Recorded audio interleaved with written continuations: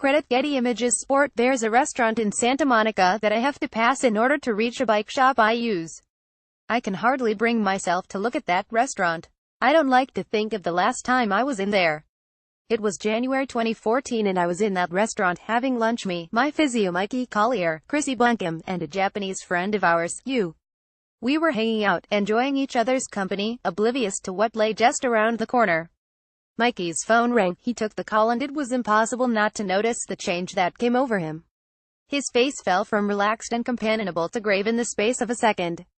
Other conversation died and I leaned towards him, looking at him, like, what's wrong JB? Mikey said, it's Richard on the phone. We need to talk outside.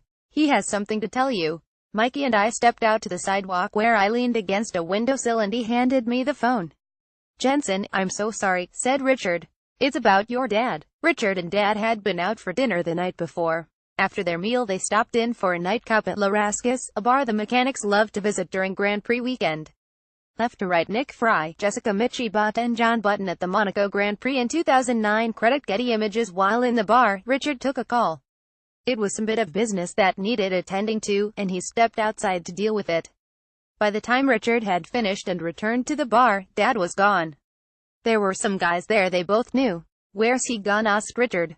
Shrugs. Oh, he just got up and left. This wasn't particularly unusual for Dad. His diabetes meant that he tended to get tired quickly.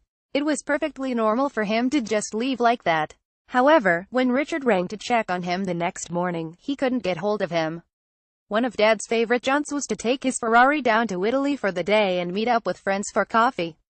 He's probably done that. Silly old sod's probably left his phone in the car, thought Richard. The alarm bells came later. Richard became more concerned with each unanswered call, and so at about 7 p.m., he pulled on a pair of tracky bottoms and a sweatshirt and set off for Dad's house. The house was built on the side of a cliff, and to get to it you had to enter through a front gate at the foot of the incline. That gate was pretty much impregnable. It had been reinforced after a burglary attempt. Once you were inside, there were about 60 steps up to the front door, which was quite a climb. I used to find it hard myself. Jenson Button with his father at one of his early karting races. Credit Jenson Button. When Richard arrived he found Dad's keys on the outside in the gate, which was odd. Richard was remembering the break-in attempts and, deciding he'd better check to make sure everything was okay, he let himself in and began the climb to the front door. He found Dad's body on the steps. There was blood and at first Richard thought that he might have tangled with burglars. Subsequently we'd discover that wasn't the case, but there was a lot of initial confusion, and after Richard's wife, Caroline, who's half French, alerted the authorities, Richard himself became a suspect. He had to call a lawyer and they wouldn't let him phone me. In the end he told them, listen, I'm going to call my mate to tell him what's happened. You'll have to arrest me if you want to stop me. It's up to you. And that's when Mikey's phone rang. There was no delayed reaction, it hit me straight away. I put that down to my job, the way I lived, something about the ability to absorb a sudden and shocking turn of events, being able to quickly process matters of emotional intensity. There was no period of disbelief or numbness. It was just there. My dad was dead. Jenson Button at his father's side, on the latter's wedding day. Credit Jenson Button. How could it have happened? The answer is that we don't know for sure. All we have are fragments. And given that the police investigation has ended, having drawn a blank, we will never be 100% certain what took place. We know that Dad returned to his car, but we think that somewhere between La Rascas and the car he fell and hit his head. As I've said, his balance wasn't the best. In Monaco, the escalators don't work until you step onto them, and even then they're not very reliable. Sometimes they don't go at all, sometimes you're halfway down and they suddenly shudder into action. They catch a lot of people out. Maybe Dad, that night, was one of those caught out. Maybe he fell. Certainly when we saw CCTV from the car park, he had blood on the back of his head. There was also a little blood found on the headrest of his car. The most logical explanation is that he fell foul of the escalators. Nevertheless, he made it to Capdale, and at about 3 a.m. arrived at his house. Again, we don't know how it happened, but what we do know is that having let himself in, the gate shut behind him and his keys were on the other side of it. Now he had a problem. The only way to open the gate was from inside the house. You buzzed it open. But he couldn't get into the house because his keys were on the outside of the secure gate. Jenson Button with his father in Montreal at the 2007 Canadian Grand Prix. Credit Jenson Button. There was a little granny flat, a tiny one-room apartment, halfway up the stairs, and judging by some blood on the pillow, he lay down in there for a bit. Then, for whatever reason, perhaps because he needed insulin and had a brainwave about getting in, we think he decided to have another crack at gaining entry to the house.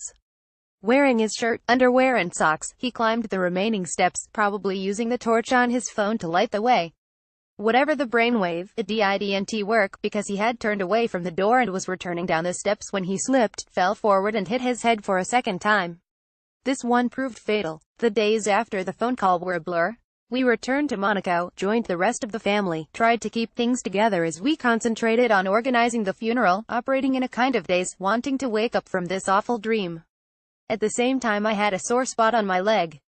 I didn't know how, why and where it had first appeared, but it was like a little painful area on my knee. Didn't think much of it. One night we had an evening out, a mad night with alcohol, a catalyst for our tears, but the next morning I woke up and my leg was in agony. I called my mum, who was in the same hotel, the Metropole. "Mum, can you come up to my room, please? I think there's something wrong." I was looking at my leg as we spoke, seeing for the first time how swollen it was. Moments later she was at the door. I answered it and promptly collapsed.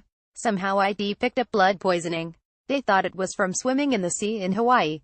ID cut my foot and my body. Didn't have the strength to fight the infection. My mum called the rest of the family to the room.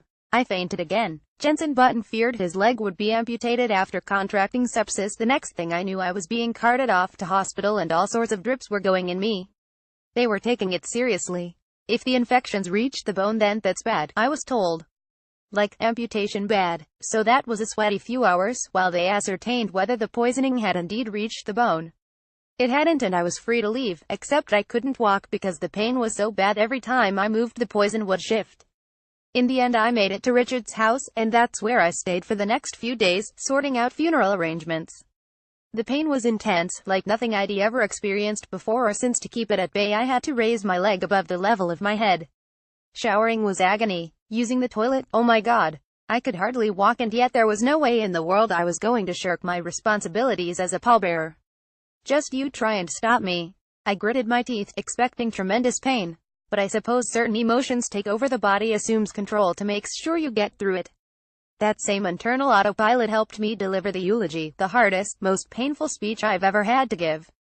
Dad would have loved the fact that Prince Albert of Monaco was in the front row at his funeral. Loved it. He would have loved the fact that his funeral was at turn 1 of the Monaco Grand Prix. He would have been thrilled to see all the people who turned up that day. I'm not sure about the choice of funeral vehicle, though. He always said he wanted to slide into his grave locked up, sideways in a cloud of tire smoke.